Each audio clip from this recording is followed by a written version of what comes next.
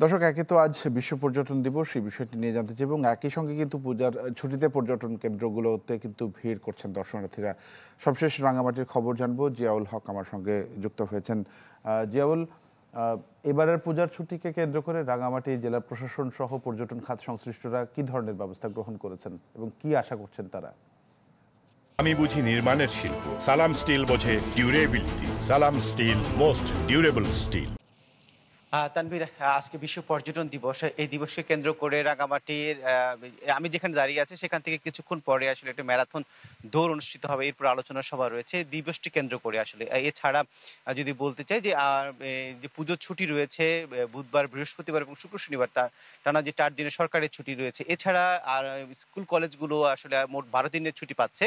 সবকিছু মিলিয়ে পর্যটন কমপ্লেক্সে বা আশেপাশে যে রিসোর্ট এবং অন্যান্য ব্যবসায়ী, হোটেল ব্যবসায়ী তাদের সাথে কথা হয়েছিল। তারা যেটি বলছেন, তারা ব্যাপক প্রস্তুতি আসলে নিয়েছেন।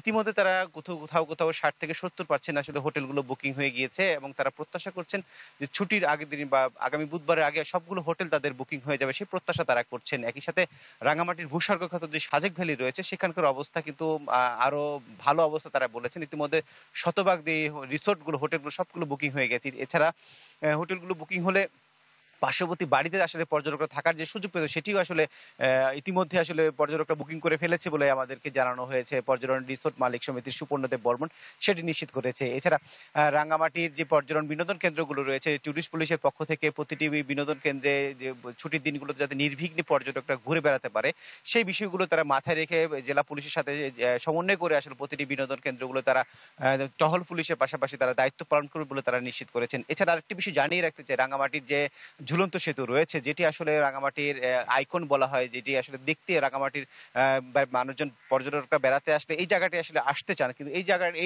এটি আসলে দীর্ঘ 2 মাস ধরে ডুবে থাকা। এখানকার যারা পর্যটকরা এসেছেন, গতকালকেও আমি এখানে এসেছিলাম, তারা একটি হতাশা প্রকাশ করছেন যে এতদিনেও আসলে এটি আসলে সংস্কার করা হয়নি বা ডুবে থাকছে। প্রতি বছর আসলে বর্ষা মৌসুম আসলে এটি ডুবে থাকে 2 থেকে 3 মাস ধরে। এখানকার যে স্থানীয় প্রশাসন সহ পর্যটন প্রশাসনরা এই বিষয়গুলো নজর দেওয়ার জোর দাবি জানিয়েছেন এখানকার পর্যটকরা। জি, তানভীর, এই ছিল রাঙামাটি থেকে আমার কাছে সবশেষ। জিয়াউল, ধন্যবাদ আপনাকে আমাদের সঙ্গে যুক্ত হওয়ার জন্য। দর্শক, রাঙামাটি থেকে জানাচ্ছিলেন সহকর্মী জিয়াউল হক।